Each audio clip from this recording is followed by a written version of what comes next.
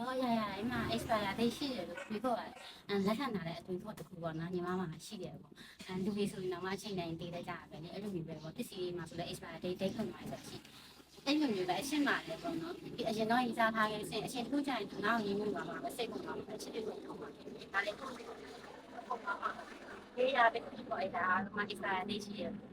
လက်ခံထားတယ်ပေါ့နော်ဒါပေမဲ့ဟိုတနေ့ကပေါ့နော်ဒီမှာဆိုင်ကပြတ်သွားတယ်ပေါ့နော်အခုပို့ထားပြီးဆိုင်မညာရဲ့အခုအကြီးဆုံးပို့ထားပြီးဆိုင်သူပေးထားတဲ့ဆိုင်ကလေးပြတ်သွားတော့စိတ်ထဲမှာအော်ဒီဆိုင်ကလေးစီးရကြတော့သူကဒိတ်ကုန်တလိုမျိုးပေါ့နော်ပြတ်တော့မယ်ထင်တယ်ငါနောက်ဆုံးစီးလို့ရတော့မှာမဟုတ်ဘူးအတိတ်တစည်းဝယ်ရတော့မှာပဲအဲ့လိုမျိုးတွေးလိုက်တာနဲ့ဟာနဲ့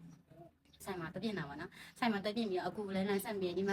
နေဆိုင်ကအရင်ဟောင်းနေတာပေါ့နော်အတိလဲရတော့မလားမသိဘူးဒီကရောင်းလိုက်ရတော့မလားပေါ့အဲ့လိုမျိုးအချိန်မှာညီမကတင်ပြောတယ်ဘာပြောလဲဆိုတော့ဒီဆိုင်ကလည်းဟို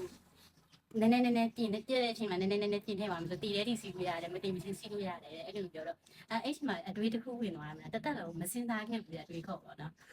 expire တွေကအကောလုံးမှရှိတာမဟုတ်ဘူးဒီလိုပဲတင်ပြီးတော့စီးသွားလို့ရတယ်ဆိုရင်အဲ့ဒါကိုဘာလို့မတွေးမိရလဲပေါ့နော်relationship မှာပဲဖြစ်ပေါ့နော်ဆိုမျိုး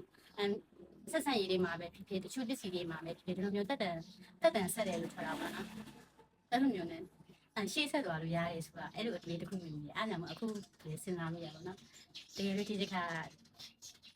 ထက်ချင်းဖြစ်ခဲ့လို့ရှိရင်တော့ expire date ရှိတယ်လို့မတွေးမိအောင်ပြောရမယ်ပေါ့အဲ့လိုအတွေ့တော့ဒီလိုကြားတယ်တခြားလူတွေရောကျမလူမျိုးအရာတွေမှာ expire date ရှိတယ်ဆိုရဲအတွေ့မျိုးတွေးပူးရည်ရှိတာပေါ့ဒါမှမဟုတ်လို့ရှိရင်လည်းကိုယ်ပဲအဲ့လိုမျိုးတွေးမိရတာတော့မသိဘူးပေါ့နော်ရှိတဲ့ဆိုပြောပြမှာ Stack it like a layer. Shabba like a diamond, check my carry D and BBBBS and flawless. Really see that I'm shiny, I'm more than